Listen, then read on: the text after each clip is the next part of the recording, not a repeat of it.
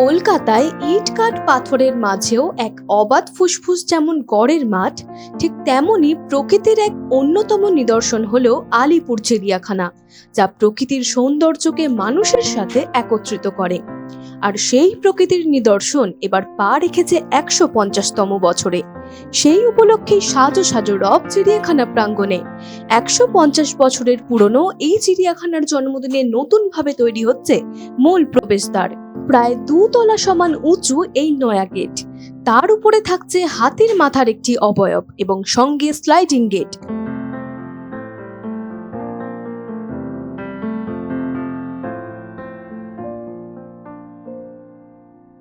দর্শকদের কাছে চিড়িয়াখানার শোভা এবং আকর্ষণ বাড়াতে এসেছে বিভিন্ন প্রজাতির নতুন পশু পাখি।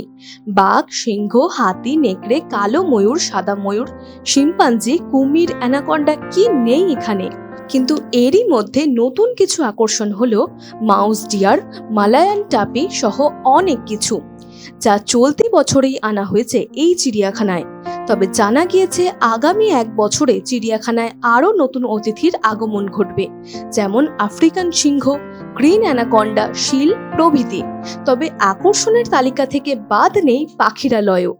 এতদিন ধরে পাখির খাঁচার বাইরে ভিড় জমিয়ে এসেছেন সকল দর্শনার্থীরা, তবে এবার সরাসরি প্রবেশ করা যাবে খাঁচার ভিতরেই।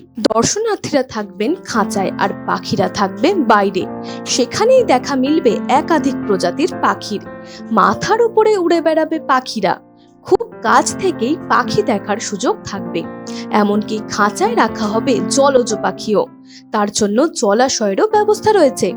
চলতি শীতের মরশুমে এমনই চমকপ্রদ উদ্যোগ নিয়েছে আলিপুর চিড়িয়াখানা। আসুন এবার জেনে নিই এই ঐতিহ্যময় আলিপুর চিড়িয়াখানার অভাবনীয় কিছু তথ্য। ১৯ শতকের মাঝামাঝি কলকাতায় চিড়িয়াখানার স্থাপনের ভাবনা শুরু হয়। এটি প্রতিষ্ঠিত হয় ১৮৭৫ সালে।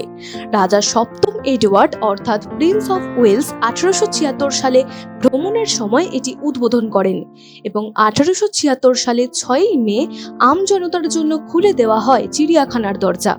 জানা যায় ঔপনিবেশিক বাংলার একমাত্র চিড়িয়াখানা ছিল ব্যারাকপুরে। তা ছিল লন্ডন পশুপালার থেকেও প্রাচীন এবং সেখান থেকে স্থানান্তরিত করা হয় বেশ কিছু পশু। ভারতীয়দের মধ্যে রাজা রাজেন্দ্র মল্লিক চিড়িয়াখানার পশুদের প্রথম আবাসগৃহ মল্লিক হাউস তৈরিতে দান করেন, যা দিয়েই একে একে সমৃদ্ধ হয়ে উঠেছে এই অভিনব আলিপুর চিড়িয়াখানা।